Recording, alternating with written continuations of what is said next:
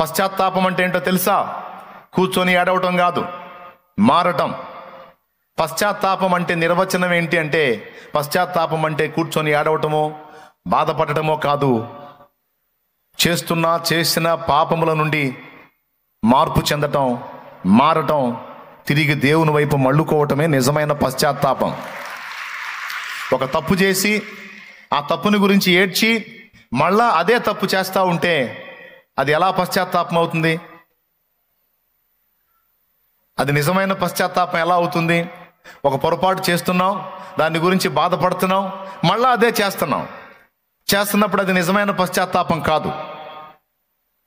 మరి నిజమైన పశ్చాత్తాపం ఏంటంటే, ఒకసారి నా నుండి ఒక తప్పు జరిగిన తరువాత దాని విషయంలో నిజంగా నీకు రోషము, బాధ, సిగ్గు ఉంటే మరోసారి దాని జోలికి వెళ్లకుండా ఎట్లనైనా దానికి వ్యతిరేకంగా పోరాటానికి నీవు నడుము కట్టి మళ్ళా యుద్ధాన్ని ప్రారంభిస్తావు.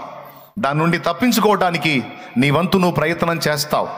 అలా ప్రయత్నం చేసి దాన్ని నువ్వు అధిగమించి నడుస్తూ ఉంటే అది నీ నిజమైన పశ్చాత్తాపానికి సూచన. అలా కాకుండా పొరపాటు చేస్తూ మళ్ళీ నేను పశ్చాత్తాపడుతున్నాను, మళ్ళీ పాపం చేస్తున్నాను, పశ్చాత్తాపడుతున్నాను అంటే చివరికి పాపం అలవాటుగా మారిపోతుంది. చివరికి వేషధారణ జీవితం అలవాటైపోతుంది.